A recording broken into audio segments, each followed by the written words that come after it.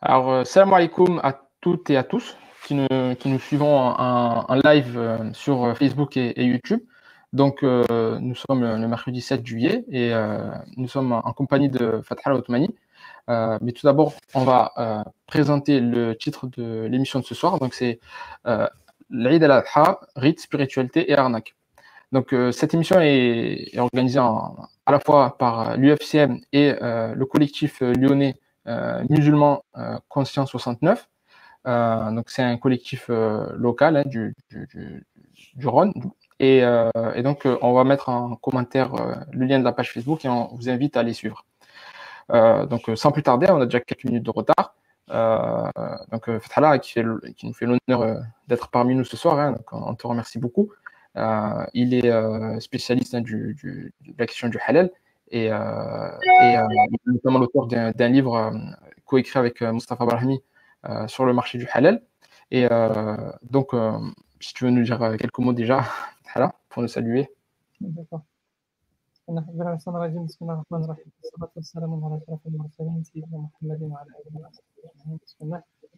alaikum wa rahmatullah. Barakallahu déjà de l'invitation et du souci de faire en sorte que on puisse préparer au mieux ce jour important de notre calendrier qui est le jour de Eid al-Adha.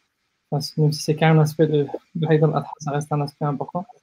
Donc, Allah subhanahu wa ta'ala, il les met dans votre balance sur al-Qiyamah et qui vous donne de cet effort.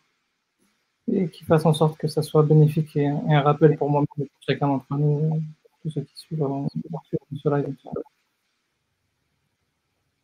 Barakallahu fik. Donc, je rappelle à ceux qui nous suivent en direct qui peuvent poser leurs questions. Donc, ça va être quelque chose de très interactif, Inch'Allah, on va essayer. Donc, qu'ils n'hésitent pas et on les posera au fur et à mesure. Donc, je commence avec la première question. Donc, dans quelques jours, c'est Dhul Hijjah. Est-ce que tu peux nous rappeler les mérites et les bienfaits des 10 premiers jours de ce mois sacré et quelle œuvre méritoire pratiquer en priorité? Alors, le mois de Dhul Hijjah, et notamment le jour d'Aïd al-Adha, c'est partie des moments importants du calendrier musulman. Et quand on parle de ce mois, on parle du lien avec le prophète, mais aussi du lien avec un autre prophète, qui est le prophète Ibrahim, qui a, avant de sacrifier un agneau, fait beaucoup d'efforts et beaucoup de sacrifices tout au long de sa vie. On commémore souvent l'acte de sacrifice quand Allah lui a ordonné de sacrifier son fils. Il dit à son fils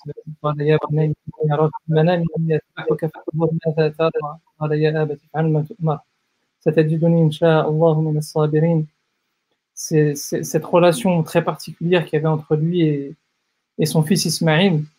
En réalité, c'est déjà une histoire bien plus longue, puisque Ibrahim alayhi salam, il a fait beaucoup de sacrifices tout au long de sa vie. Il a lutté pour pouvoir transmettre le message. Il a été rejeté par sa famille, par son père, par ses proches, qui l'ont jeté dans le feu. Allah subhanahu wa ta'ala l'a protégé. Il a dû gérer des conflits familiaux. Il a dû émigrer avec une partie de sa famille, installer sa famille dans un endroit où il y avait rien qui poussait, comme Allah subhanahu wa ta'ala lui avait ordonné, mais il y avait une vraie pédagogie dans chacun de ses enseignements. Alors, on ne va pas refaire toute la vie d'Ibrahim, mais c'est un moment, en tout cas, où on doit se rappeler en tout cas, s'interroger sur qu'est-ce qu'on connaît de la vie d'Ibrahim. C'est un des prophètes alayhi salam, qui est le plus cité dans le Coran. Et il y a énormément d'enseignements tout au long de sa vie à tirer et à méditer, et qui nous seraient, je pense, très, très, très, très utiles à l'époque du matérialisme, notamment, et à l'époque de l'individualisme, pour comprendre un peu cette notion de sacrifice, mais au-delà de cette notion de sacrifice, il y a des concepts fondamentaux tout au long de sa vie. Et ces 10 jours de Dhul Hijjah, c'est d'abord la commémoration de la vie d'Ibrahim dans sa totalité, et en point d'orgue, ce moment où Allah subhanahu wa ta'ala lui ordonne de sacrifier son fils. Et il est prêt à aller jusqu'à ce stade-là, en confiance à Dieu, et en étant conscient que finalement ce monde, c'est pas forcément le monde principal. Le monde important, c'est le monde de l'invisible, c'est le monde où on va rencontrer Allah subhanahu wa ta'ala, c'est le monde où se trouve le paradis et l'enfer, et que tout ce qu'on fait dans ce monde ne mène que vers l'autre, et avec la confiance inébranlable qu'il a en Dieu, il va aller jusqu'au bout de l'ordre divin, et Allah subhanahu wa ta'ala va, comme il l'a fait très souvent avec les différents prophètes, il lui amène une solution qui va faire en sorte qu'il n'y a pas nécessité d'aller au bout de ce sacrifice-là. Ça a été le cas, par exemple, pour Daoud alayhi salam, quand il a dû affronter Goliath, il n'y a pas eu besoin de combat. Ça a été le cas pour le prophète alayhi salam, quand il est parti affronter les Byzantins. Il n'y a pas eu besoin de combat. Finalement, ils sont revenus sans avoir besoin de combattre. Et c'est le cas aussi pour Ibrahim à ce moment-là. Il accepte le combat, il accepte le sacrifice, il accepte la résistance et la lutte. Et Allah subhanahu wa ta'ala lui donne une autre solution plus simple. Et c'est une vraie école pour nous, parce qu'on vit une époque où il y a beaucoup de résistance nécessaire et peu de résistance en pratique, malheureusement, parce qu'on est beaucoup dans les peurs, beaucoup dans les angoisses de ce qui pourrait se passer si. Et ces 10 jours, ça doit être 10 jours de méditation sur la relation de confiance qu'on a à Dieu. Est-ce qu'on a vraiment confiance en Dieu et renouer avec la vie d'Ibrahim, ben, c'est un bon point, un repère pour méditer, même si c'est un repère qui est très élevé, on va dire, mais Allah subhanahu wa ta'ala l'a pas mis sur la route des prophètes par hasard. Et sachant que ces 10 jours-là, ce sont 10 jours où les œuvres sont décuplées, mais on réfléchit souvent sous l'angle des hasanat et des récompenses, c'est important. Mais les œuvres sont décuplées aussi sur l'impact qu'ils ont sur nous. Il y a des moments particuliers, le mois de Ramadan par exemple, où on a les 10 meilleures nuits de l'année, mais les 10 meilleurs jours de l'année, ben, c'est les 10 premiers jours de Dhul Hijjah. Et ça signifie aussi qu'il y a des portes particulières qui s'ouvrent dans le monde invisible, il y a des bénédictions particulières qui descendent, il y a la présence d'anges particuliers en cette période-là. Il y a des choses qui se passent dans ce monde des anges, dans ce monde de l'Ghaib, de l'invisible, qui font que ça a un impact sur nos cœurs, sur nos âmes. Et c'est pourquoi il est recommandé de multiplier les bonnes actions, de multiplier le fait de jeûner pour préparer le jeûne du jour de Arafat, qui précède le jour du Eid. C'est pour ça pourquoi il est recommandé de multiplier les bonnes actions. C'est vrai qu'il est recommandé de sacrifier le jour de l'Eid al-Adha en commémoration de l'acte d'Ibrahim alayhi salam. Mais ça se prépare. On a essayé de préparer déjà avec le mois de Ramadan, et finalement il y en a eu une petite coupure, et on a, après le mois de Ramadan, un autre temps de rappel et un autre moment de rappel qui nous est très bénéfique. Alors, je ne rentre pas dans les détails, mais je sais que dans beaucoup de mosquées, c'est un sujet qui va être évoqué, et qu'il y a beaucoup de dolos qui vont être organisés autour de ce sujet-là. Mais je vous invite tous à prendre le temps de lire aussi. Dans une époque où on est beaucoup dans la consommation audio et vidéo, prenez le temps de lire la vie d'Ibrahim alayhi salam et ses mérites, et les mérites des 10 jours. Barakallahu fik, c'est vrai que, comme tu as dit, il y a beaucoup de rappels qui vont être partagés sur les réseaux sociaux, dans les mosquées, etc. Et on ne pense pas forcément à prendre le temps de lire et d'étudier la vie de ce noble prophète Ibrahim alayhi salam, qui et justement le jour de Arafat, c'est le 9e jour, c'est la veille du jour de l'Eid, c'est un des jours les plus importants de l'année du calendrier musulman. Est-ce que tu peux t'étaler un peu plus sur sa spécificité Alors, le jour de Arafat, c'est bon, cette année il y aura pas de pèlerinage, mais c'est le Hajj Arafat, comme il disait le prophète, ceux qui partent au pèlerinage, c'est le pèlerinage, c'est le jour de Arafat en particulier, ce moment qui est pourtant très court, subhanallah, mais avec une telle intensité. Et quand tu parlais de portes qui s'ouvrent dans le monde invisible, c'est ceux qui l'ont vécu ce jour-là, savent de quoi je parle. C'est vraiment un moment extraordinaire dans la vie d'un croyant, où on ressent vraiment la présence divine. Et on a besoin de ces moments où on a le ressenti. Cheminer vers Dieu, c'est pas être constamment dans le ressenti, il faut faire attention à ça. Je fais une petite parenthèse. C'est aussi lutter, résister, avoir des moments où on est dans la difficulté, où on ne ressent pas les choses d'ailleurs, et c'est ce qui prouve notre attachement à Dieu, quand on se bat, même quand on ne ressent pas. Mais on a besoin de ces moments où on ressent, et le jour de Arafat, c'est un vrai grand cadeau pour ceux qui font le pèlerinage, parce que très souvent, pour la plupart des gens, on ressent énormément de choses, et on sent une connexion très particulière avec Dieu. Et c'est un jour où Allah subhanahu wa ta'ala recommande à ceux qui ne seront pas au pèlerinage et qui ne pourront pas accomplir ce 5e pilier de l'islam et ce pilier fondamental de l'islam, de jeûner pour être un peu en harmonie et en lien avec nos frères qui vont faire le pèlerinage. Alors, cette année, ils ne seront pas très nombreux, mais ce n'est pas une question de quantité au final. Et sachant que le fait de jeûner cette année, de jeûner ce jour-là plutôt, excusez-moi, permet d'effacer les péchés d'une année passée et subhanallah d'une année à venir. C'est-à-dire la relation de confiance qu'Allah subhanahu wa ta'ala nous donne d'une certaine manière. C'est comme s'il nous offrait, c'est un peu comme quand on se lève de ruku' dans la prière, on dit Sami Allahu liman hamida. Allah subhanahu wa ta'ala a entendu celui qui l'a loué ou qui l'a remercié. C'est comme s'il nous donnait un blanc-seing, votre prière est acceptée d'une certaine manière, même si finalement on ne sait pas si notre prière sera acceptée, mais Allah subhanahu wa ta'ala nous ordonne de prononcer quelque chose qui nous rassure et qui nous donne confiance. Et puis, par ce jour de jeûne, Allah subhanahu wa ta'ala nous dit votre année à venir est pardonnée. Et lui nous montre la confiance qu'il a en nous d'une certaine manière. La moindre des choses, c'est presque d'essayer de se poser la question sur quelle confiance nous on a en lui. Après, sur le jour de Arafat, il y aurait beaucoup de choses à dire. Alors, je ne sais pas si je peux m'étaler, pas m'étaler, mais je pense qu'il y a aussi beaucoup de questions sur les rites et tout le reste qui vont arriver après. Mais en tout cas, comme je l'ai dit tout à l'heure, je vous invite à prendre le temps. On a 10 jours devant nous pour préparer le jour de Arafat et le jour du Eid al-Adha, qui fait partie de la deuxième grande fête du calendrier musulman. Prenez le temps, essayez de lire un peu, de méditer un peu les enseignements de ces jours-là et l'histoire de ces jours, notamment l'histoire du pèlerinage et le parcours d'Ibrahim, parce qu'il est passé par Arafat. Tous les prophètes sont passés par Arafat. Ils sont tous passés à un moment ou l'autre par ce lieu-là. On est tous impliqués dans ce lieu-là. Et ça, c'est un signe aussi qu'on fait tous partie d'un même clan.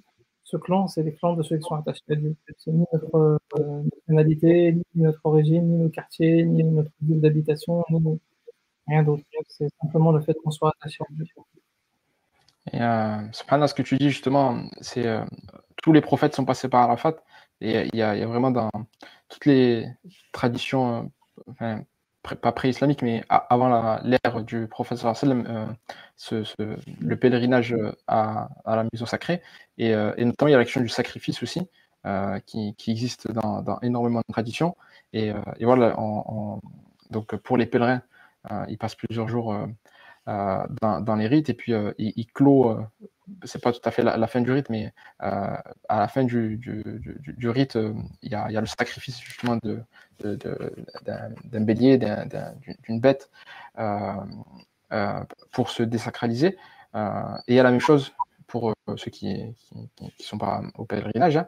Et du coup, voilà, est-ce que tu peux nous parler du jour de l'Aïd, comment ça doit se passer, les obligations pour tout musulmans qui sont en pèlerinage ou pas? Alors, tu parles de l'Udhiya ou tu parles du Eid? D'abord du jour de l'Aïd, d'abord. Jour de l'Aïd de manière plus générale, et puis après on va spécifier par rapport à l'Udhiya. D'accord. Okay. Alors, je ne parle pas de ceux qui sont en pèlerinage, parce que eux, ils sont dans leur rite, ils seront à Mina le jour de l'Eid. Donc, voilà, faudrait reprendre tout le processus du pèlerinage. J'espère qu'Allah invitera chacun de ceux qui sont dans l'équipe et tous les autres à vivre ce jour-là. Pour nous autres qui n'allons pas réalisé le pèlerinage cette année, le jour du Eid, c'est donc la commémoration du sacrifice d'Ibrahim, c'est le deuxième grand jour de fête en islam, et c'est un jour, je vais remonter un petit peu, ça va faire peut-être un lien avec l'Udhiya, mais c'est un jour qui se prépare 10 jours avant. C'est un jour qui se prépare 10 jours avant, puisque les 10 premiers jours de Dhul Hijjah, enfin les 9 premiers jours de Dhul Hijjah, sont la préparation de ce jour-là, et ce sont les jours les plus aimés de Dieu. Certains commentateurs considèrent que quand Allah subhanahu wa ta'ala dit wal fajr wa layalin ashar, certains disent que c'est les 10 dernières nuits de Ramadan, mais beaucoup de commentateurs considèrent que ce sont les 10 premiers jours de Dhul Hijjah qui sont mentionnés dans ce verset. Pour montrer l'importance et la valeur, quand Allah subhanahu wa ta'ala jure par une chose dans le Coran, c'est pour montrer l'importance et la valeur de ces temps-là. Et cette préparation, c'est une préparation qu'on va vivre en communauté, en fait. C'est vrai que quand on parle d'Ibrahim alayhi salam, on a tendance à focaliser sur le personnage, et pourtant même le moment le plus important, il ne le vit pas seul, il le vit déjà avec son fils, et celui qui accepte et qui fait le pas et qui lui dit on y va, c'est son fils. D'ailleurs, dans l'histoire qui nous est rapportée, c'est que Ibrahim alayhi salam fait le rêve, et le rêve des prophètes est une révélation, qu'il doit sacrifier son fils. Et il le fait plusieurs fois au moment de l'enfance d'Ismaïl alayhi salam, mais il va attendre que son fils arrive à l'adolescence et qu'il soit à l'âge de la puberté pour pouvoir faire le choix lui-même d'accepter l'ordre divin. Et il va lui poser la question, et les deux vont accepter ensemble, et les deux vont aller ensemble vers l'obéissance à Dieu. Et donc ces 10 jours où certes on doit jeûner, mais on doit être dans le souci de partager ensemble. Et d'ailleurs, on le termine par un moment de commémoration où on partage ensemble à travers la prière, collectivement, tous ensemble, Et ensuite, généralement, on fête en famille, on prend du temps en famille, on essaie de réunir les liens, on essaie de prendre du temps avec les voisins. Et même le sacrifice, ce moment où on va sacrifier, c'est un moment où on va partager. Vous savez qu'il y a même certains avis de compagnons qui considéraient que quand on sacrifiait sa bête, on n'avait pas le droit de garder la viande plus de 3 jours. C'est-à-dire qu'on n'a pas le droit de stocker la viande pendant 1 an. C'est pas un avis généralisé, hein, mais c'est pour la parenthèse, pour montrer à quel point ce souci du partage était important. On peut en consommer une partie, mais il faut avoir le souci des autres et de tous ceux qui sont autour de nous. Donc, ce moment de préparation sur le plan spirituel, du dialogue avec Allah subhanahu wa ta'ala, d'intensifier les actes d'adoration parce que ce sont des jours particuliers et qu'il y a des portes dans le monde invisible qui s'ouvrent, c'est certes important, mais c'est aussi, ce qui est encore plus important, c'est de se préparer en se tournant vers les autres, en se souciant de qui autour de moi a besoin, qui autour de moi a besoin de, certes, de viande pour le jour du Eid, mais il y a des gens qui ont aujourd'hui besoin d'écoute, il y a des gens qui ont besoin de moments à partager, simplement fraternels, etc. On vit tellement dans l'isolement que certains attendent ce jour-là avec impatience, et malheureusement, parfois on est tellement focalisé sur nous-mêmes et nos proches que on va passer à côté de son voisin qui fête le Eid tout seul et qui le vit dans la tristesse.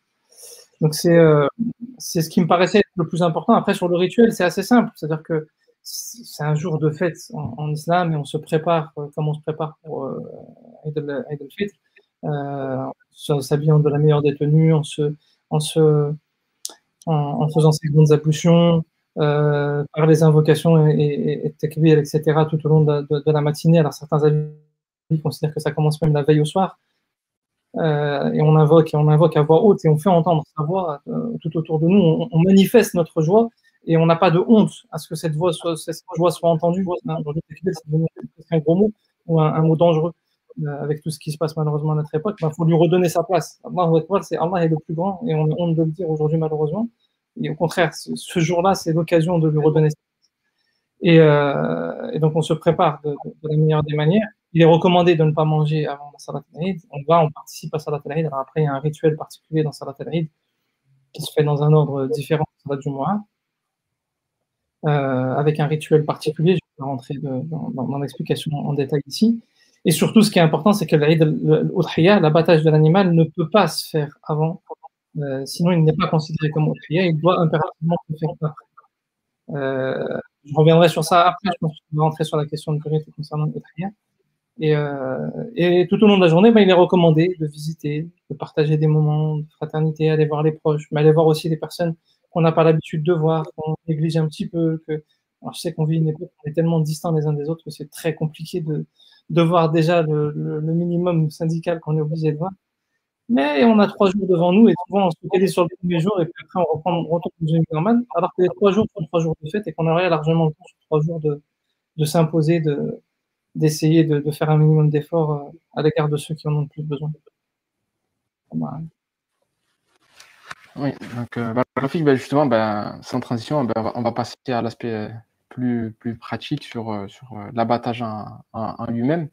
Il y a, quelles sont les conditions justement d'un sacrifice valide en termes de... première question, c'est quels sont les animaux qu'on peut sacrifier? Okay. Alors, je refais la transition avec ce que j'ai évoqué tout à l'heure. C'est ce moment où Allah subhanahu wa ta'ala demande à Ibrahim de sacrifier son fils et Ismaïl accepte et ils vont dans un endroit isolé qui est près de Mina et il va pour sacrifier son fils. Quand il s'apprête à sacrifier son fils, Allah subhanahu wa ta'ala lui fait un bélier du paradis et va sacrifier ce bélier. Et en commémoration, on sacrifie donc ce bélier depuis des générations maintenant. Sauf que beaucoup pensent que c'est exclusivement un bélier ou un mouton. Et quand on ne fait pas un bélier, on n'a pas le droit de sacrifier autre chose. Récemment, encore hier, j'ai entendu des gens qui disaient ça. Alors que non, le prophète a bien spécifié qu'en fait, il y a plusieurs types d'espèces qui sont autorisées. Alors après, il y a des conditions d'âge, des conditions de forme, etc.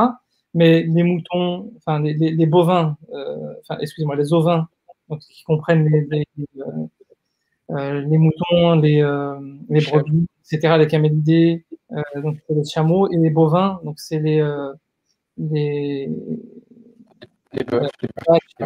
taureaux, etc. Donc, ils sont dans les catégories d'animaux autorisés pour le Eid. En général, c'est ce que nous sommes nous ici, c'est les bovins et les ovins, donc soit de la vache, soit de l'agneau.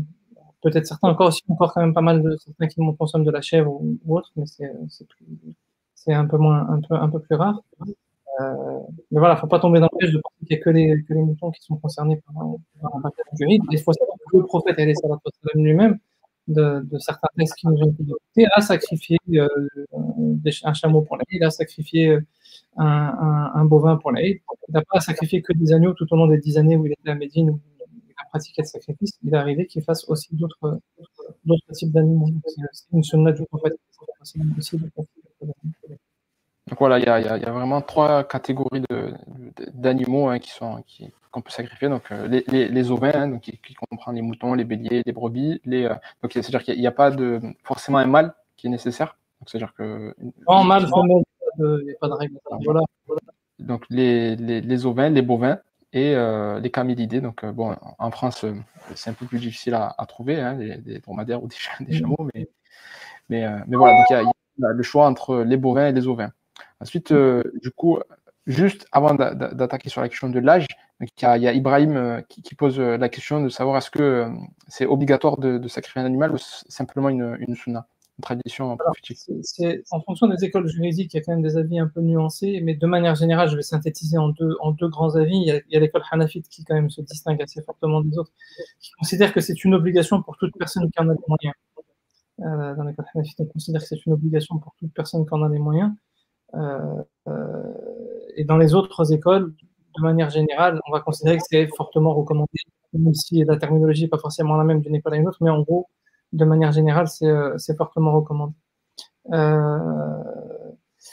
Juste une parenthèse sur un élément qui me semble important, peut-être qu'on l'aurait réévoqué à la fin, mais je crains de l'oublier, parce que beaucoup parlent parfois du prix des animaux qui sont excessivement chers. Il faut savoir que dans certains pays, par exemple, moi je suis d'origine algérienne, mais c'est le même prix qu'en France, sauf que les revenus sont peut-être 10 fois moins chers. J'ai pas le chiffre précis, donc ça veut dire que pour eux, c'est un mois et demi de salaire en général pour pouvoir s'offrir un bélier le jour du Eid.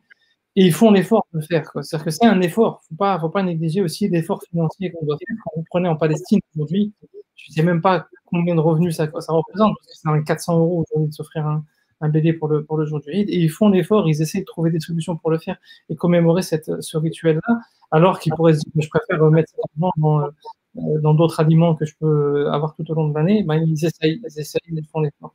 Donc c'est vraiment important d'essayer. Après, il y a ceux qui peuvent pas, c'est une simple recommandation dans la plupart des écoles juridiques.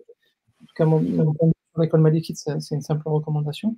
Et puis, il y a ceux qui ont du mal à pouvoir gérer, etc. Voilà, quoi. Pour faire l'effort. Voilà, c'est vraiment pas un acte à négliger. Et même si on va parler de la question des tarifs, mais qui sont pratiqués dans justement la question des arnaques, mais on va rester sur déjà les conditions de validité du sacrifice. Donc on a parlé des catégories d'animaux valides, et du coup la question de l'âge, parce que c'est quelque chose qui est apparu entre guillemets, il y a des débats assez récents, qui ont apparu assez récemment ces dernières années. Est-ce que tu peux nous rappeler déjà l'âge légal des bêtes? Alors, pour les bovins, l'âge, je parlerai plus de camélidés, etc., parce que ça ne nous concerne pas en France, ça ne sert à rien de noyer la discussion. Pour les bovins, c'est 2 ans, l'âge minimum. Alors, je sais que certains font référence à des fatwas qui circulent, qui disent que on peut prendre une bête dont la forme correspond à une bête de 2 ans, mais qui n'a pas encore 2 ans. Je vais revenir sur cet avis-là juste après. Mais la règle, normalement, c'est pas ça. La règle, c'est 2 ans pour les bovins. Et pour les ovins, la règle, c'est le moussinna. Le moussinna, c'est la bête qui a 2 dents qui sont sorties sur l'avant. Donc, en réalité, ça se contrôle tout simplement en regardant les 2 dents. Il faut savoir qu'en France, en général, sur les types de races d'animaux qu'on a, j'ai un petit écho, Malak. Je vais couper mon micro pour voir si. Donc, sur les ovins, pour le type de race qu'on a en France aujourd'hui, une bête dont les 2 dents sont sorties, c'est des bêtes qui ont 13, 14, 15, 16 mois normalement. Sauf que le texte du prophète, alayhi salam, pour les ovins spécifiquement, précise al-jid'a min ad-dan. Al-jid'a min ad-dan, c'est une catégorie de bêtes d'exception, en fait, dans la terminologie arabe, mais qui n'est pas précisée spécifiquement par le prophète, alayhi salam. Est-ce que ça veut dire que c'est une bête qui est un peu plus jeune, mais qui a la corpulence, ou est-ce que c'est simplement une bête un peu plus jeune, ou est-ce que si je trouve pas, je peux prendre n'importe quelle bête? En réalité, la règle, donc ce sont ces bêtes qui devraient avoir 13-14 mois, enfin, dont les deux dents sont sorties, peu importe l'âge en réalité, hein, parce que vous pouvez avoir des races dont les bêtes ont 10-11 mois et dont les deux dents sont sorties, hein, ça dépend, c'est un problème de race. Mais par exception, quand on ne trouve pas ce type de bêtes, on a la possibilité de prendre des bêtes qui ne correspondent pas à ce critère-là. Et là, la divergence va rentrer en ligne de compte, sachant qu'on est dans l'exception. Je précise, parce que on a normalisé l'exception, donc c'est ça qui est très problématique, mais je vais y revenir après. Je reste pour l'instant sur les avis juridiques. Dans l'exception, il est possible, selon les écoles, de prendre des bêtes d'âge différents. L'école shafi'ite et l'école malikite partent sur 1 an, comme étant la règle de base pour ces bêtes d'exception. L'école hanafite, il y a plusieurs avis qui sont mentionnés, mais de manière générale, en réalité, dans l'école hanafite, ce qui va compter, c'est la corpulence de la bête. Il faut qu'elle corresponde à une bête qui est arrivée à maturité et qui, normalement, devrait avoir dedans, mais qui a une belle corpulence. Et puis, dans l'école hanbalite, alors, il y a cet avis sur les 6 mois, ce qui s'est généralisé dans plusieurs autres écoles juridiques, dans les savants contemporains. Beaucoup ont pris cet avis sur les 6 mois aujourd'hui. Maintenant que j'ai précisé les choses, je reviens sur l'approche concernant la corpulence et sur ce sujet-là de manière générale. La problématique qui se pose aujourd'hui, c'est que la règle de base du prophète, alayhi salatu wassalam, ce sont de prendre des bêtes qui ont un certain âge, qui ont vécu, qui ont une certaine corpulence. Et malheureusement, on vit une époque où aujourd'hui on est dans le consumérisme et dans un modèle capitaliste où les animaux sont une simple marchandise. Il faut l'amener à devenir une source de profit le plus rapidement possible. Et on accepte ce fonctionnement-là, malheureusement, aujourd'hui, en laissant faire ce système-là et en allant vers les bêtes les plus jeunes possibles et en normalisant le fait que ce soit le plus jeune possible. D'ailleurs, aujourd'hui, les gens ne cherchent pas des bêtes qui ont 2 dents. Les gens cherchent des bêtes de 6 mois. On se pose même plus la question de la norme, on se pose la question de l'exception. Et c'est ça qui est problématique. Parce qu'en réalité, les meilleures bêtes, même par rapport aux ovins, en qualité de viande, aujourd'hui, quand vous discutez avec les spécialistes, ce sont des bêtes qui ont même 18 mois. Sauf qu'une bête de 18 mois qui a été engraissée, elle ne tient même pas sur ses pattes, elle est immangeable. Sauf qu'une bête de 18 mois qui a fait du pâturage, qui est montée en montagne, qui a vécu de manière saine, bah, c'est la meilleure bête à consommer, c'est la meilleure bête même à sacrifier en réalité en soi.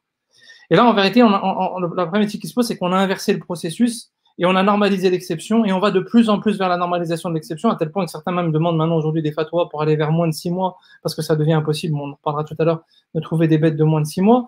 Sur les bovins, par exemple, alors qu'il est tout à fait possible de trouver des bêtes de 2 ans et de très bonne qualité sans difficulté aucune aujourd'hui en France, bah, on va chercher des fatwas pour avoir des bêtes moins chères. Sachant que dans d'autres pays, bah, ils sont prêts à sacrifier 1 mois et demi de salaire, mais nous, on n'est pas prêts à sacrifier 1/5 ou j'en sais rien, de notre salaire pour pouvoir faire correctement le sacrifice du ride. Donc, il y a un vrai problème d'approche à ce niveau-là.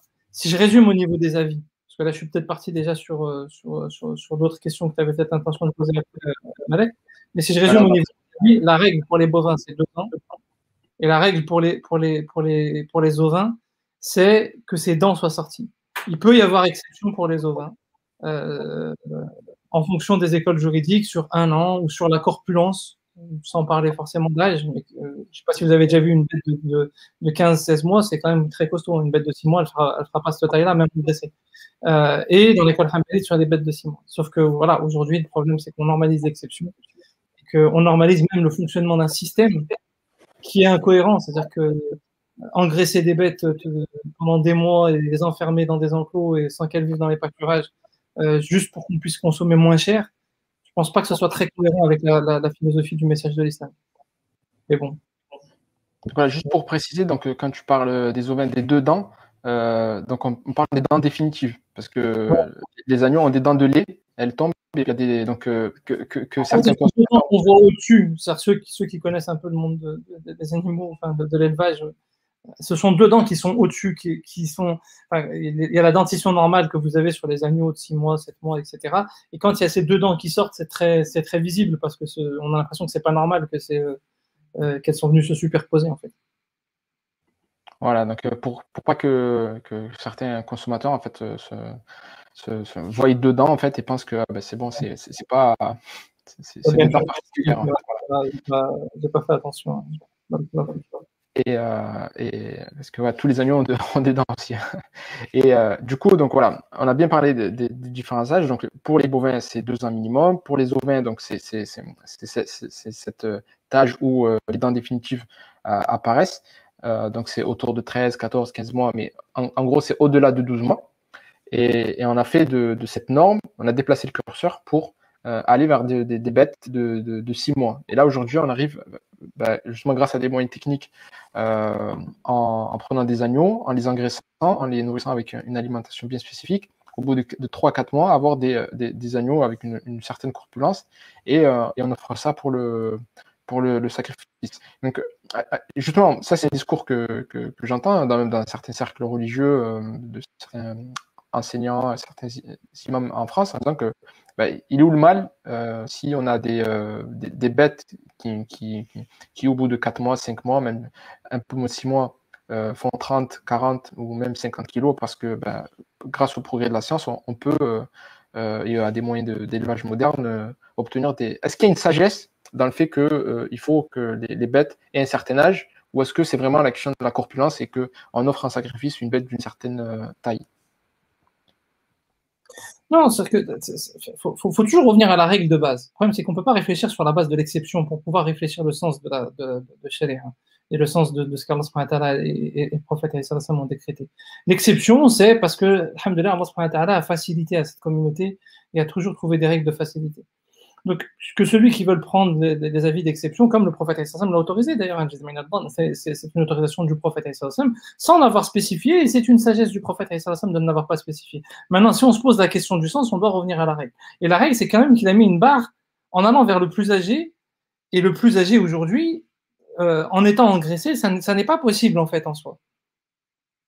Et quand Allah nous parle de la création dans le Coran tout au long des versets qui défilent dans les différentes sourates du Coran, c'est il y a quand même une interpellation à chercher une certaine cohérence dans la création.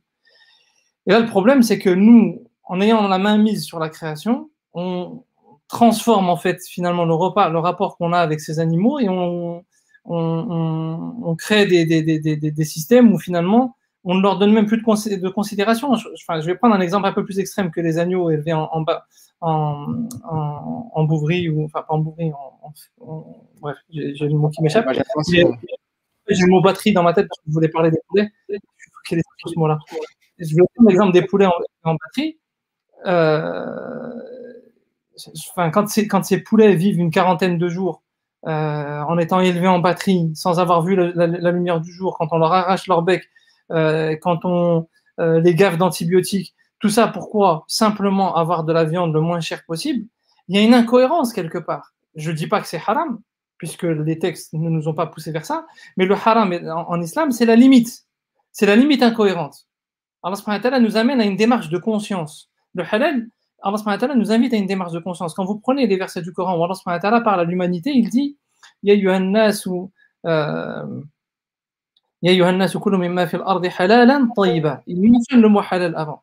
Et ensuite, quand il parle des gens qui portent la foi, il dit Ya ayyuhal ladhina amanu kulu mimma razaqnakum kulu min tayyibati ma razaqnakum. Il fait référence directement au tayyibat. Il ne parle pas de halal avant de parler des tayyibat. Donc, l'idée de ces deux versets, c'est que dans n'importe quelle société dans laquelle on vit en tant que croyant, avec des non-musulmans, quelle que soit leur confession, on doit avoir ce souci de se préoccuper de quelles vont être les limites pour qu'à un moment donné, il y ait des seuils qu'on ne franchisse pas. Il y a des seuils. Le halal, d'ailleurs, c'est le licite. C'est-à-dire qu'à un moment donné, il y a des limites. Il ne faut pas abuser. Ok, bon, il ne faut pas abuser. On ne peut pas dire qu'un poulet élevé en batterie, c'est haram. Mais le fait de devoir l'abattre d'une certaine manière, etc., ça, si on ne le respecte pas, ça le rend haram. Donc, on a la limite, on a le seuil.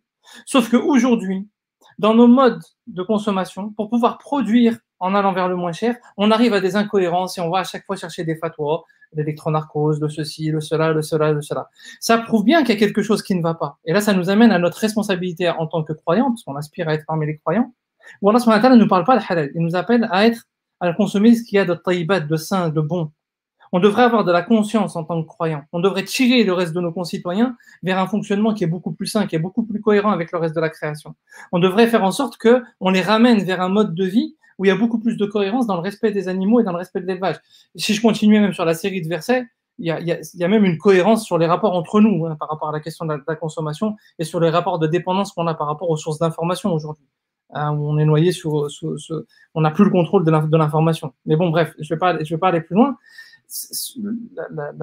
La problématique à laquelle on est confronté aujourd'hui, c'est qu'en allant chercher à chaque fois la facilité par l'exception, c'est qu'on s'éloigne du sens fondamental.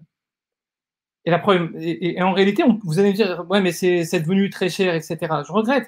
Quand en Algérie, ils doivent payer un agneau à 1 mois et demi de salaire, on est loin de ça. Si nous, demain, si aujourd'hui, on voulait respecter et prendre des agneaux qui ont 18 mois et qui ont fait du pâturage et qui soient même élevés dans de très bonnes conditions en bio, c'est 20% de plus que ce que vous payez aujourd'hui, 30% maximum de plus. C'est loin d'être 1 mois et demi de salaire pour nous. C'est 1/5 de salaire ou ce genre de choses. Et là, on pourrait ramener nos concitoyens vers plus de cohérence. Vous allez me dire, mais ça reste quand même cher. Payer un agneau 350, 400 euros, on mangera moins de viande, tout simplement, comme c'était le cas de l'époque du prophète, et comme c'est le cas de beaucoup de gens sur cette terre. On s'installe dans nos privilèges. Alors que non, il suffit le jour du Eid, on va sacrifier. C'est un moment particulier, on va payer peut-être plus cher la viande parce qu'il y a plus de monde. On reparlera de la question des prix parce que c'est vrai qu'il y a peut-être des abus. Mais au-delà de ça, ok, on paye plus cher, c'est pas grave. Pendant 2 mois, on mangera pas de viande après ça. Et alors, il y a des gens qui en mangent pas toute l'année. Donc il y a le fait de constamment pousser à aller chercher des avis, parce que par exemple très récemment, on me faisait écouter une fatwa sur la question des bovins, où on posait la question à un savant, est-ce qu'on peut manger des bovins de moins de, enfin pour le Eid, est-ce qu'on pourrait sacrifier des bovins de moins de 2 ans? Mais la question est trompeuse déjà. On lui dit au savant, en France, on ne trouve pas de bovins de moins de 2 ans et la viande est de mauvaise qualité. C'est pas vrai. C'est pas vrai. Donc, si on donne une mauvaise information à nos savants, qu'est-ce qu'on attend comme réponse après derrière? Il y a des solutions. Il y a des vraies solutions pour consommer sainement et pour tirer même nos concitoyens vers un autre mode de consommation et vers un autre mode de vie. Chercher constamment l'exception, ce n'était pas forcément l'attitude du prophète. Il y a des situations d'exception qui sont nécessaires. Il y a des situations où on ne peut pas faire autrement. Il y a, par exemple, en période de disette, il avait été interdit même de conserver la viande pendant quelques jours. Il fallait la distribuer en totalité. Ça n'est pas la règle. Mais il y a des moments où on doit mettre des règles d'exception par rapport à des situations d'exception. La situation dans laquelle on vit, c'est une exception qui est mauvaise. On est en surconsommation. Donc, pousser à s'enfoncer dedans, c'est tout sauf retrouver de la cohérence par rapport au message de l'islam.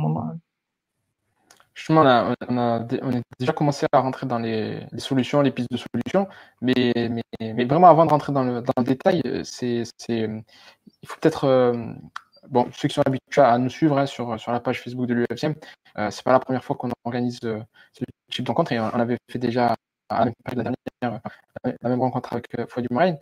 Et du coup, je suis témoin en fait de l'évolution de la situation en France ces dernières années, dans le sens où les choses vont pas en s'améliorant, parce que du coup, il y a de moins en moins de bêtes qui consomment de un certain âge, une certaine corpulence. Les prix sont de plus en plus élevés. Il y a notamment, je pense, au Sitelkens qui révèle de plus en plus d'arnaques. Parce que ça, on l'a pas abordé, mais très rapidement, mais pour que le sacrifice soit valide, donc tu disais qu'il faut qu'il soit fait après la Salat al-Eid. Or, il y a énormément de bouchers, de commerçants qui commercialisent et qui vendent en fait des moutons estampillés Udhiya, estampillés sacrifice de l'Eid, mais qui ont été abattus avant l'Eid. Tout ça dans une démarche financière. Hein. Et justement, toi qui connais un peu mieux ce milieu-là. Est-ce que tu peux nous faire un constat? Est-ce que ce que je constate, il est réel, c'est de pire en pire, ou est-ce qu'il y a des améliorations à gauche? Et je peux m'empêcher de saluer Chelsea qui nous salue justement, et qui lui a fait une démarche de se retirer de la ville et d'aller vivre à la campagne, et qui lui aussi, il y a quelques jours, a fait un post sur sa page Facebook on doit manger moins de viande, et ça immense. Il y a vraiment beaucoup de choses qui vont mal. Hein. Tu as coupé ton micro? Non, c'est toi qui me l'as coupé. C'est une fausse manip. Du coup, j'espère que tu as pu entendre ce que je disais. Non, j'ai entendu tout ce que tu as dit, mais ça coupait beaucoup, donc j'ai pas bien capté la fin, mais j'ai pas compris la fin, mais j'ai compris. L'idée, voilà, c'est ça. Si tu peux déjà nous partager le constat réel de ce qu'il en est réellement aujourd'hui, et de manière à ce que on puisse aborder les solutions du bon bout. Parce que, comme tu disais, si on pose mal les questions, on aura des mauvaises réponses. Juste si tu permets, parce que là, on va peut-être rentrer un peu plus dans la situation, et c'est de ma faute, hein, je suis parti déjà très vite vers ça. J'avais pas fini de spécifier des conditions de trier ça. Il y a quand même des éléments importants à mentionner. On a parlé du type d'espèce et de l'âge, mais il y a quand même d'autres conditions qui sont importantes. Alors déjà, il est recommandé avant, normalement, de faire le sacrifice, de ne pas se couper les ongles, ni les cheveux, ni se raser la barbe, ni les moustaches, enfin bref, de couper aucun poil, de manière générale, pendant les 10 jours de Dhul Hijjah, jusqu'à ce qu'on sacrifie sa bête. Au moins pour le chef de famille. Ça, c'est la première des choses. C'est une recommandation. Il y a quelques divergences sur le statut. Est-ce que c'est recommandé? Ou est-ce que c'est plus que ça? Ou est-ce que c'est simplement conseillé, mais sans plus? Mais je vais faire simple, on va rester sur l'avis que je partage, enfin, qui est bien sur la question. La deuxième des choses, c'est que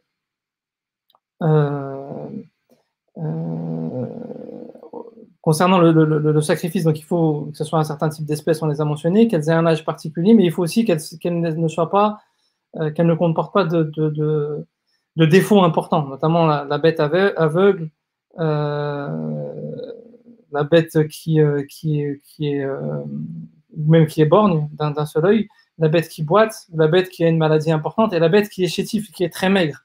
Les bêtes qui sont très maigres ne sont pas acceptées pour l'abattage du Eid. C'est-à-dire que je voulais en parler tout à l'heure quand tu m'avais posé la question, mais on voit dans ces textes-là que l'idée, c'est de proposer une bête qui soit, qui ait une belle apparence, on fait un sacrifice pour Dieu, quoi. C'est pas rien, et il faut faire en sorte d'amener ce qu'on a de plus beau. Hein. Quand on fait un cadeau à quelqu'un qu'on aime, on fait le cadeau de quelque chose de beau, qui a de la valeur, etc. On va pas prendre la bête la plus engraissée, même si elle n'a pas tout à fait l'âge, c'est pas très grave, on a un peu des doutes, mais le principal, c'est qu'elle n'est pas trop chère.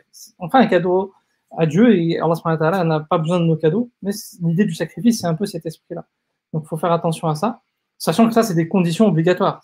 Que, par exemple, abattre pour le Eid une bête qui serait borgne ou qui serait aveugle, par exemple, ça ne serait pas pris en considération, et son abattage serait invalide.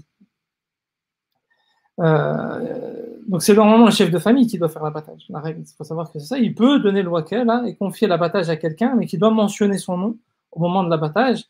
Il est obligatoire pour la plupart des écoles de dire au moins Bismillah, hein, plus Allahu Akbar, ou ceci vient de moi,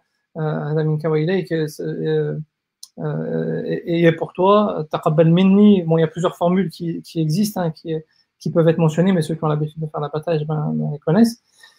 Sachant qu'aujourd'hui, de manière générale, ça se fait dans les abattoirs, et que c'est des sacrificateurs qui ont quand même l'habitude de réaliser cet acte-là qui le font. Mais il est important que le nom de la personne pour qui c'est sacrifié soit mentionné aussi. Alors, ça, c'est quelque chose qui est délaissé par beaucoup de monde aujourd'hui, malheureusement, alors que c'est une obligation. Normalement, il faut donner son nom et donner le wakala à celui qui va faire le sacrifice, qu'il le fasse à notre nom. Et surtout, dernière chose importante, c'est que ça doit impérativement se faire après Salat al-Eid. L'abattage qui est réalisé avant Salat al-Eid n'est pas valable. Aujourd'hui, malheureusement, on sait que les abattoirs d'agneaux carburent et sacrifient énormément d'agneaux pendant 2-3 jours avant l'Eid, et font le plein des chambres froides. Pourquoi? Parce qu'ils vont remplir les boucheries d'agneaux qui vont sacrifier, qui vont vendre comme étant des agneaux du Eid alors qu'ils ne sont pas des agneaux du Eid, ou même des gens qui ne savent même pas malheureusement les conditions et qui pensent qu'il faut juste acheter un agneau pour l'Eid et qui vont acheter un agneau mais sans poser la question de ce qu'ils sont en train d'acheter. Donc ça, c'est une des réalités, mais c'est pas d'aujourd'hui en fait. Hein. Même avant, là, on parle beaucoup des problématiques 6 mois, etc. Mais ça fait 20 ans ou même plus que c'est malheureusement comme ça dans beaucoup de cas. La deuxième problématique importante, c'est que même ceux qui sacrifient le jour du Eid, beaucoup ne respectent pas les abattoirs. De toute façon, par habitude, ils commencent très tôt le matin en général à sacrifier. C'est 3 heures, 4 heures, parfois 2 heures du matin, parfois 5 heures, peu importe. Mais donc là, d'exception, normalement, il devrait commencer plus tard, en tout cas l'abattage du Eid, le faire après Salat el-Eid, c'est-à-dire vers 8 heures ou peu importe.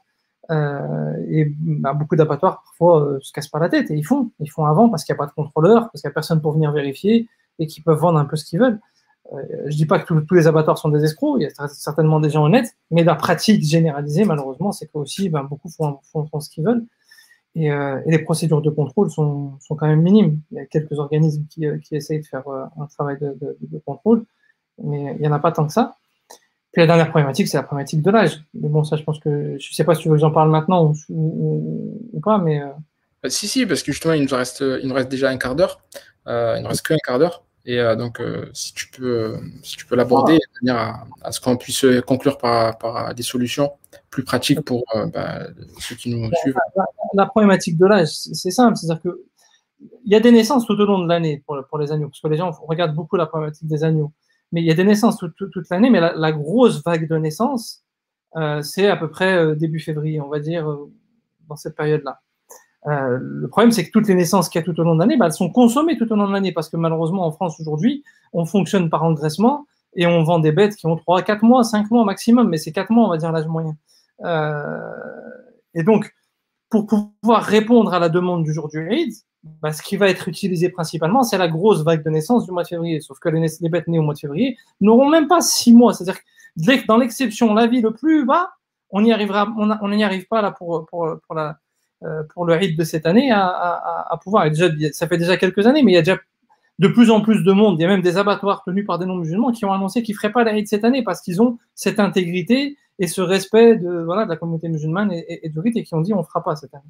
Alors après, certains disent qu'ils arrivent à trouver, peut-être, moi je veux bien le croire, mais la problématique qui se pose, c'est que quand on fait un bovin, un bœuf, la réglementation en France impose que le bœuf soit bouclé à la naissance. Quand il est bouclé, il a un numéro, il a un certificat qui est fait avec ce numéro de boucle et qui dit la date de naissance précise. Donc quand vous achetez un bœuf à l'abattoir, vous savez exactement son âge. Il a 24 mois et un jour ou il a 24 mois moins 2 jours. Il n'y a pas de discussion possible à avoir sur le sujet. D'accord ? On est très clair sur ça et c'est facile aujourd'hui d'avoir des bêtes de plus de 24 mois, des bovins de plus de 24 mois, des bœufs. Par contre, pour un agneau, les agneaux, de manière générale, sont bouclés quand ils sortent de l'abattoir. C'est-à-dire qu'ils peuvent vivre 3 mois, 4 mois, 5 mois, X mois, et quand ils sortent de l'abattoir, là, ils ont une obligation d'avoir un certificat collectif pour tout le lot de bêtes. De l'abattoir ou de la bergerie ? De la bergerie. J'ai dit quoi ? L'abattoir.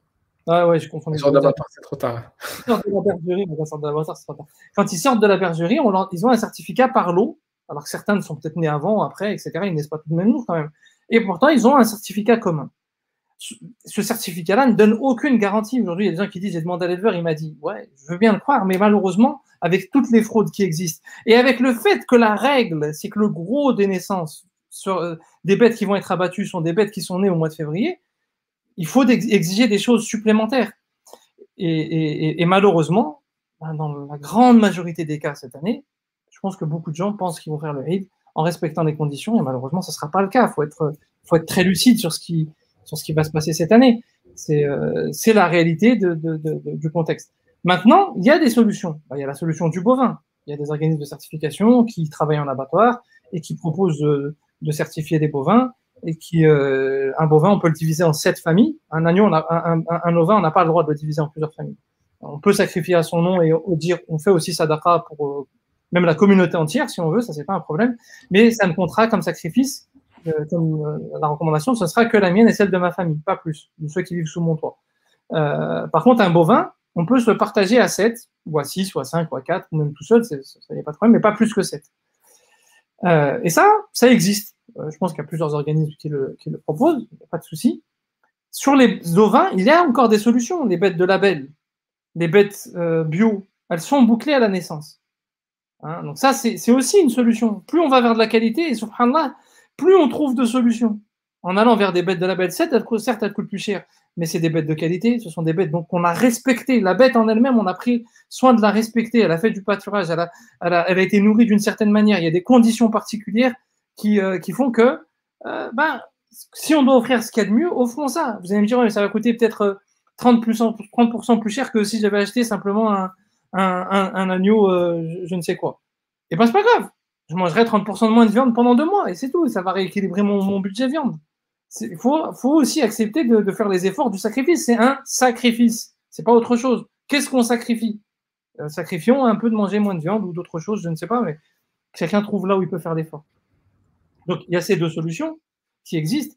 Et après, il y a la troisième solution qui serait, à mon sens, pour moi, l'idéal, c'est qu'on s'organise localement. Pour cette année, genre, ça a peut-être été fait par certains, je n'ai pas forcément suivi les dossiers, mais s'organiser localement, de se mettre d'accord avec des éleveurs pour avoir des bêtes, justement, idéalement, qui sont des bêtes de label ou autres, mais en tout cas qui soient élevées dans des bonnes conditions, qui vont naître peut-être dans les mois à venir, et qu'on achète dès maintenant pour l'année prochaine, et en s'organisant collectivement, comme certaines mosquées, par exemple, ont pu le faire, organiser un site dérogatoire avec un abattoir mobile et faire en sorte d'avoir un abattage de bêtes qui soit conforme au rite à 100%. Le problème, c'est qu'aujourd'hui, il y a beaucoup de mosquées qui organisent l'abattage sur des sites avec des sites dérogatoires, mais très rares sont celles qui vont s'occuper de gérer le lien avec l'éleveur depuis le départ et d'aller boucler les bêtes à la naissance et s'assurer que ce sont bien des bêtes qui vont être conformes à l'arrivée aussi. Alors que c'est tout aussi important. On est sur un rituel. L'abattage de la consommation qu'on a toute l'année, c'est une chose. Mais là, le rite, c'est un acte d'adoration. Et l'intention est primordiale dans cet acte-là. L'intention, ça n'est pas... D'ailleurs, vous savez que certains considèrent que, notamment dans l'école malikite, que l'intention, ça n'est pas au moment de l'abattage. C'est au moment même où on achète la bête qu'on doit le mettre. Et on ne peut même pas changer sa destination entre-temps. Et si on change sa destination, ça ne serait que possible que si on prend une bête de meilleure qualité. Pour dire les conditions nécessaires normalement. Mais des solutions, il y en a en réalité. Il y en a individuellement pour ceux qui veulent faire. Certes, c'est peut-être un coût supplémentaire, et encore dans le cadre du bovin, très honnêtement, en termes de qualité de viande et en termes de quantité de viande qu'on reçoit à l'arrivée, je pense que c'est même moins cher que l'ovin, en fait, quand on fait la balance. Et pour ceux qui veulent vraiment faire de l'ovin, parce que c'est la commémoration de l'histoire d'Ibrahim, il y a les bêtes de label, il y a les bêtes bio, mais l'idéal, c'est de s'organiser à une petite échelle, et j'espère qu'à Lyon, l'année prochaine, il y aura quelque chose de ce type-là, pour pouvoir se mettre d'accord avec des éleveurs et préparer sur un an et faire en sorte qu'on sorte aussi de ce système-là à un moment donné. On est dans des relations de dépendance dans tout ce qu'on fait. On attend à chaque fois que ça nous soit servi sur un plateau. Il est peut-être nécessaire d'organiser les choses un peu différemment et retourner vers les sources. Parce que l'acte d'abattage, même si aujourd'hui, malheureusement, on en a été coupé, et on voit même plus ce qui se passe, c'est un acte qui est important. Que nos enfants voient quand on sacrifie un agneau, le sang couler, et ce que c'est que de prendre une vie. Alors tous ceux qui l'ont fait savent ce que c'est la première fois quand on met à mort un animal. C'est une sensation très particulière. Ça fait quand même quelque chose de prendre la vie, même d'un animal, même d'un simple agneau. Hein. Et malheureusement, on vit une époque où les gens sont capables de faire des guerres en appuyant sur des boutons et en massacrant des villes entières. Ils ne savent pas ce que c'est que le sens de prendre une vie, en fait. Et en nous coupant de ce moment-là, on nous coupe de ce que c'est que de prendre la vie. Et pour connaître la valeur de la vie, il faut peut-être passer par des moments où on prend la vie. Et Allah subhanahu wa ta'ala, par sa sagesse, il a fait en sorte qu'on ait des moments dans l'année où on prend la vie d'un animal et on voit ce que c'est. Malheureusement, aujourd'hui, ça passe par des circuits très fermés en abattoir, etc. Mais au moins, peut-être renouer, comme dans certains sites dérogatoires, certains le font, ils ont des petits sites dérogatoires et vous avez une vitre où vous voyez votre animal être sacrifié. Ça fait un choc. Il faut le choc. Hein. On vit dans les grandes surfaces avec la viande bien emballée, tout propre.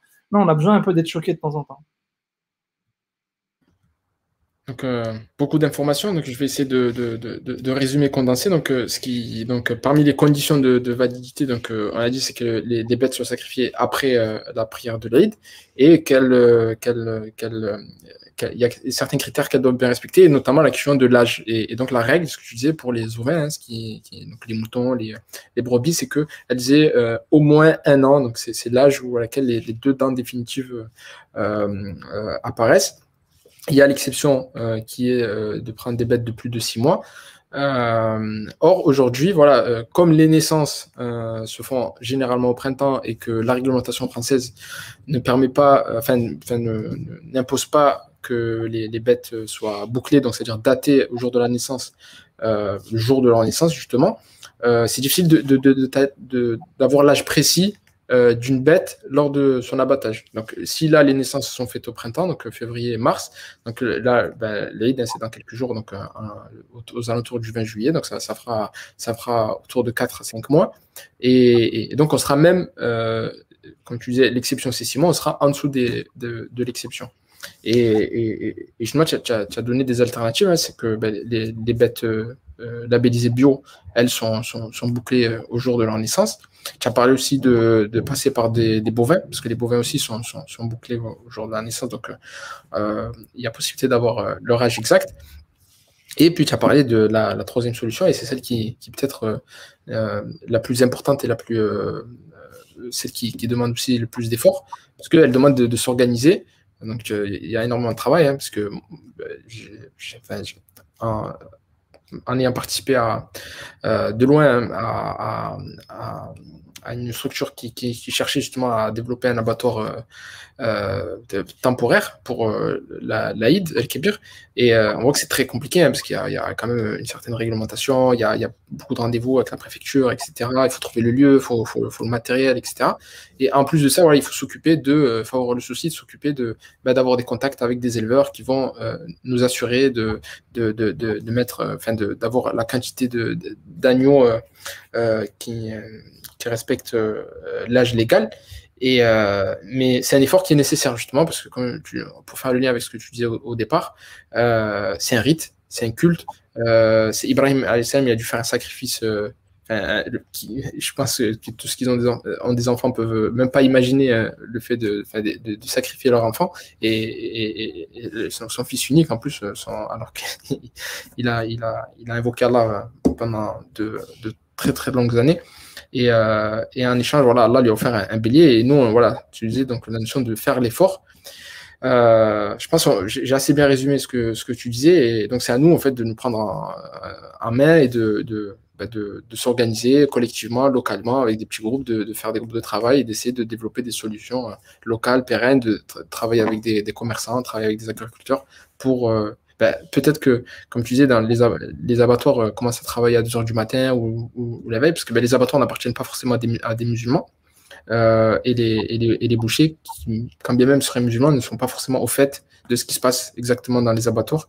Donc, ça vient c'est notre rôle à tous aussi de sensibiliser les bouchers, les commerçants, chez qui on achète nos bêtes pour l'Aïd, de leur poser la question quand est-ce que la bête est née, comment elle a été élevée, comment s'assurer que le sacrifice va être fait dans le respect des règles. Je reviens aussi sur ce que tu disais, du coup, il faut profiter de ces jours-là pour se former, apprendre, lire, pour être sûr qu'on respecte les règles. Moi, ma dernière question, et je pense qu'on va clore avec ça, c'est sur la question du sens. C'est surtout une question aussi ouverte. Pour que, dans une des sagesses, hein, je te cite, hein, c'est que, par rapport à l'âge des bêtes, c'est qu'il faut qu'elles aient été élevées d'une certaine manière.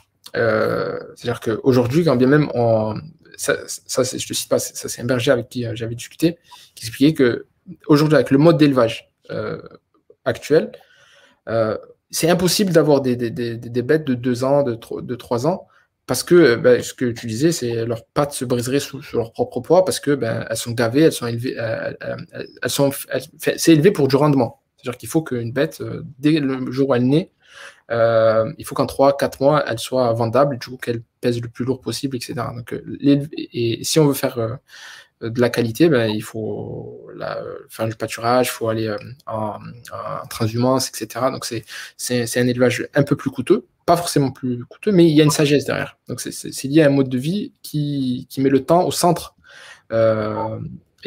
quitte à manger moins de viande, mais voilà, on prend le temps. On va prendre le temps d'élever les bêtes, et d'y réfléchir à ça. Justement, de l'hijab aussi, c'est un rapport au temps. L'Aïd, c'est un rapport au temps. Est-ce que tu pourrais nous dire quelques mots sur ça? En En fait, enfin, ce que tu viens d'évoquer, ça fait écho au problème des valeurs, en fait. Aujourd'hui, ce à quoi on donne de la valeur, enfin, comment on mesure la valeur des choses, c'est avec l'argent. Ça vaut tant, ça vaut 200 euros, ça vaut 300 euros, ça vaut X euros, peu importe. Et c'est ce qui détermine, bah, si ça vaut 300 euros, c'est mieux que si ça valait 100 euros, quoi, en fait. Mais en réalité, le barème des valeurs, c'est pas l'argent. L'argent, c'est un barème de valeur dans un domaine très circonscrit, lié au commerce et à certaines notions particulières.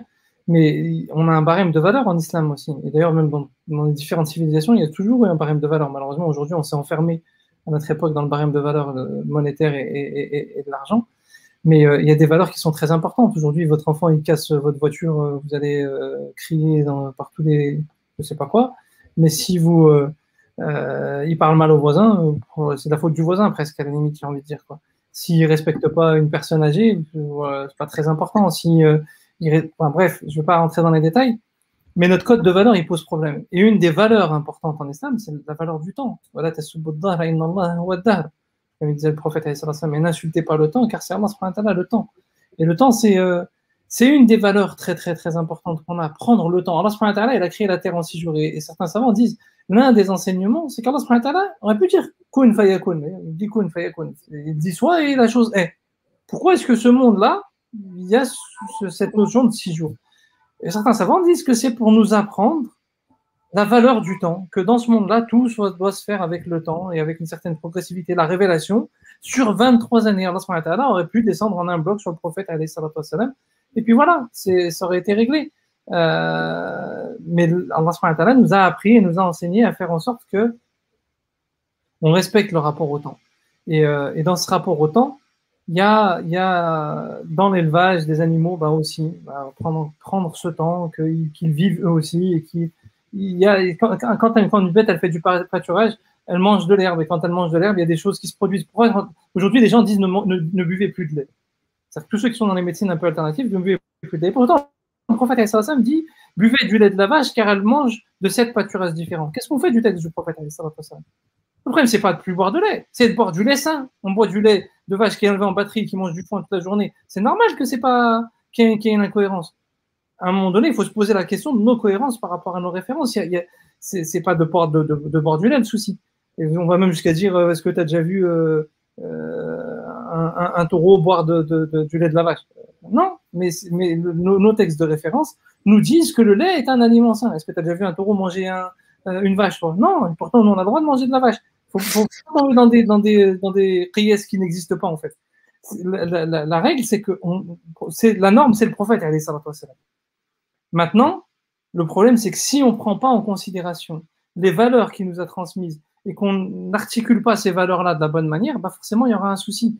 Et le rapport au temps, que ce soit dans le rapport à l'élevage, mais dans le rapport même à nos propres vies.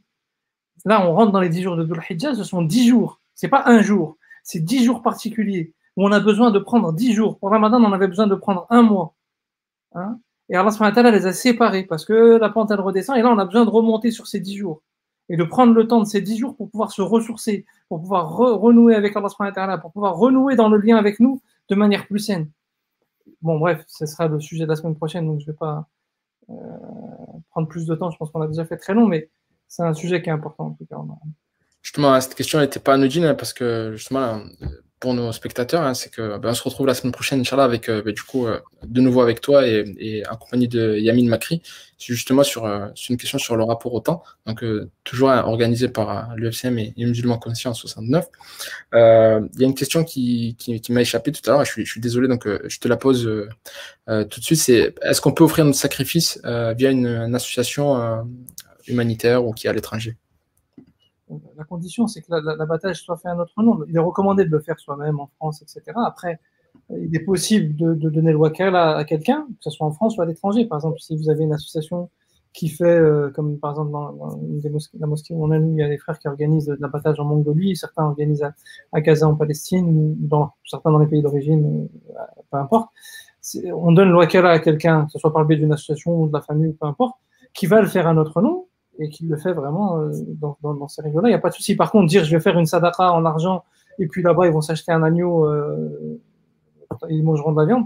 Non, ça c'est pas l'udhiyya. Ça c'est pas Donc, il faut s'assurer que l'association organise bien l'udhiya dans les règles, etc., conformément, en respectant toutes les conditions. Et c'est possible, il n'y a pas de critère géographique, même s'il est préférable de faire dans le pays où on vit. Et souvent, on dit, bah, dans certains pays, ils n'ont pas de viande, et on doit avoir le souci de les aider. Mais j'ouvre juste une parenthèse sur ça, c'est qu'il y a aussi beaucoup de pauvres en France. Malheureusement, on a souvent tendance à regarder loin, ce qui nous permet de ne pas voir ce qui se passe ici. Des gens qui ont faim en France, il y en a beaucoup, et on se doit d'aider. Mais la meilleure des aides, certes, le jour de l'Udhiya, on aide ponctuellement en faisant en sorte que les gens ils aient un peu moins faim, mais notamment par rapport à ce qui se passe dans les pays du Sud, il faut qu'on apprenne à être beaucoup moins égoïste et quand on aide, on leur apprenne qu'on fasse en sorte qu'ils aient de l'autonomie et qu'ils aient de l'indépendance. Donner de l'argent juste ponctuellement pour qu'ils puissent s'acheter un peu à manger, c'est bien, mais c'est pas la solution. La vraie solution, c'est de faire en sorte de trouver des solutions pour que les gens soient indépendants et qu'ils n'aient pas besoin de nous, que ce soit ici ou là-bas d'ailleurs. Barakallahu fik, une dernière question. Pouvez-vous préciser quand commencent les 10 jours, justement? Ben, je sais pas, en fait, ça va être. En général, tu sais, il y a toujours le débat pour le début de Ramadan, l'observation de la lune ou pas l'observation de la lune. Ce qui est bien, c'est qu'Allah il a bien fait les choses, c'est que pour l'Udhiya, pour l'Eid al-Adha, finalement, tout le monde se tait et on est obligé d'attendre par cohérence, finalement, l'annonce de l'Arabie Saoudite, puisque le jour du Eid al-Adha sera aussi le jour de Arafat, sera le jour où les pèlerins seront à Arafat. Donc, on est tous un peu obligés de se caler sur le même jour. Et finalement, lors du premier Dhul Hijjah, il y a beaucoup moins de débats et beaucoup moins de polémiques. Et on se rend compte que nos positions très fermes, quelle que soit la position très ferme que les uns et les autres peuvent avoir, chacun y ravale un peu sa salive. Bref, parenthèse fermée, on est obligé d'attendre l'annonce finalement de l'Arabie Saoudite. Et puis après, en France, il y aura aussi des annonces qui vont être faites. Mais ce sera de mémoire. Là, j'ai un petit trou de mémoire. Je crois que c'est entre le lundi 11 et... Non, entre le dimanche 11... Attends, ouais, je crois que c'est soit le dimanche 11, soit le lundi 12, si je ne dis pas de bêtises. Hein. Ah, c'est ça, parce que l'Aïd sera aux alentours du mardi 20, donc plus ou moins un jour. Donc, soit dimanche 11, soit lundi 12. Et l'annonce sera faite samedi soir, je pense. Après, les musulmans en France vont faire certainement l'annonce. On a dépassé le délai, mais il y a deux questions. Est-ce que, hors Aïd, la question de l'âge est toujours valable? C'est-à-dire, est-ce qu'on peut abattre une bête de moins de 6 mois, par exemple, hors Aïd? Pour la consommation, il n'y a pas de souci pour tout au long de l'année. Par contre, pour la haqiqa, comment on dit pour la haqiqa en français? Pour le baptême, c'est ça? Je ne sais pas comment, j'ai oublié le nom en français. Bon, quand on a pour une naissance, de son enfant, là, c'est les mêmes conditions que pour le rite. C'est exactement les mêmes conditions. Mais pour la consommation tout au long de l'année, non, il n'y a pas de conditions. Donc c'est un peu coupé. Donc voilà, pour la consommation annuelle, il n'y a pas de règles et ça s'applique uniquement pour la haqiqa, donc pour la naissance d'un enfant et pour l'Aïd el-Kébir. La question de Camille, vous avez parlé du chef de famille. Qu'en est-il des convertis femmes non mariées? Chaque personne qui vit dans un foyer, le chef de famille a la responsabilité de sacrifier pour toutes les personnes qui vivent dans ce foyer-là. Par exemple, une personne musulmane qui vit dans un foyer de non-musulmans, par exemple converti, et que le reste de la famille n'est pas musulmane, lui, cette personne a la responsabilité de faire pour elle-même, parce que finalement les autres ne sont pas musulmans, donc il n'y a pas d'obligation sur eux. Donc elle a l'obligation de faire pour elle-même, elle a la recommandation de faire pour elle-même. Si elle a la possibilité de faire, c'est bien qu'elle fasse. Si elle n'a pas la possibilité de faire et que c'est trop compliqué, je pense notamment peut-être à des convertis qui sont très jeunes, qui n'ont peut-être pas forcément les moyens financiers, où ce serait compliqué à gérer par rapport à la famille ou autre, même s'il y a la possibilité de faire et de donner la viande d'ailleurs. Il n'y a pas de souci, ça reste une recommandation et pas une obligation dans les avis majoritaires, à part dans l'école hanafites, mais encore, même dans l'école hanafites, il y a des discussions sur le sujet. C'était quoi l'autre aspect? Pour une femme ou homme, après, on réfléchit par foyer. Le chef de foyer, c'est en général l'homme qui est défini comme critère, mais par exemple, une femme divorcée qui vit avec ses enfants seule, c'est elle qui gère son foyer, en fait, et donc elle a cette responsabilité si elle a la capacité de le faire. La question de capacité est toujours un critère. Hein. Ceux qui n'ont pas la capacité, il n'y a pas de souci, il ne faut pas se mettre de pression. Donc voilà, comme tu disais, voilà, c'est la capacité, et dans tous les cas, c'est une obligation que pour l'école hanafite, le sacrifice, et il incombe à un membre de la famille, en fait. Une fois que c'est au chef de famille. Bon, il y a Shems qui demande et moins de 6 mois. Bon, ça, on y a déjà répondu à cette question. Donc il faut faire juste un peu replay. Inch'Allah, on a parlé de cette question en long et en large.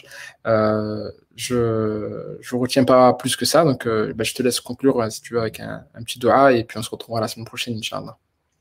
Allah barakallahu fikum en tout cas de l'invitation, et qu'Allah subhanahu wa ta'ala mette baraka dans nos œuvres, en ces jours bénis qui arrivent, qu'il agrée nos œuvres, qu'il nous pardonne nos péchés passés, qui nous pardonne nos péchés à venir et qui nous fasse rentrer au paradis sans hisab, qui nous permette de rencontrer nos prophètes bien-aimés, le prophète Mohammed alayhi salatu wassalam et Ibrahim alayhi salam notamment.